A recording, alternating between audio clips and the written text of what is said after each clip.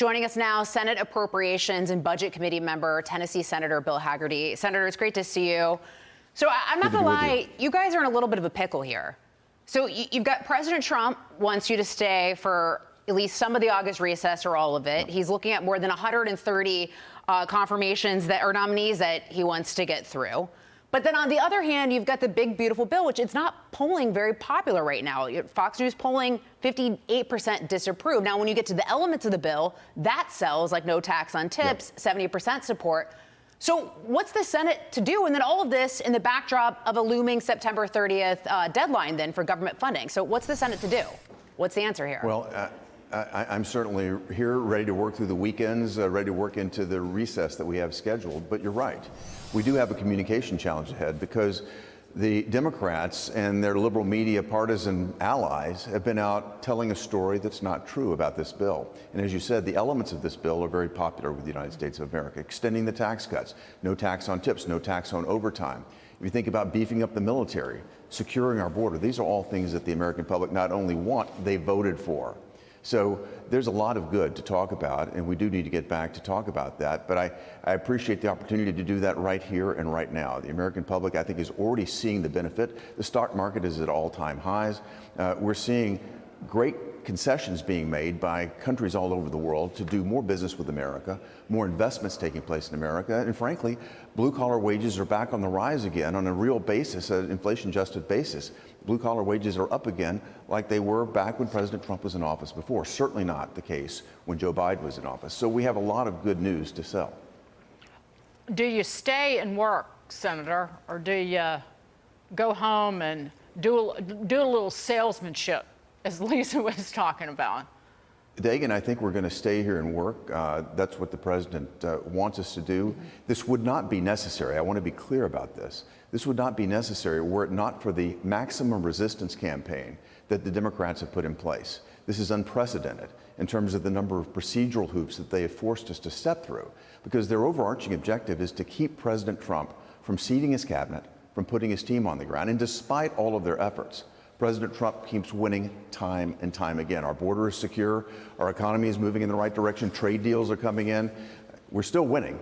It would be even better if we could get our team on the ground. The Democrats are trying to stop us, and we're just going to have to keep plowing right through. So I'm here to work, as I said, work through the weekends, whatever it is we need to do to get the team on the field. The Genius Act, your Genius Act, and I will call it that, which laid out the regulatory framework, if you will, for stablecoins, was signed into law last week. And I personally have referred to it as transformational and solidifying King Dollar around the globe. But now it moves on to you meeting with your Senate banking colleagues and Senate banking leaders to map out the crypto market structure bill. There were two other bills that were also passed by the House. Talk about next steps there and how long it might take, because there are two things afoot here.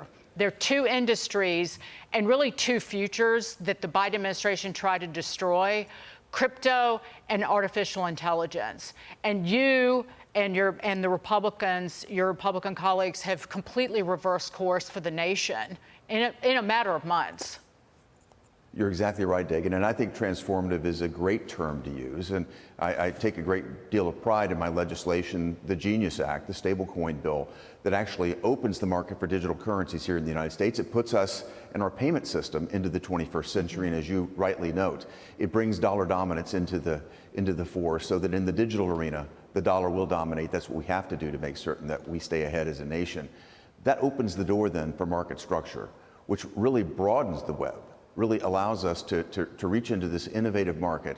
There's so many things happening that are positive. That innovation needs to take place here in the United States.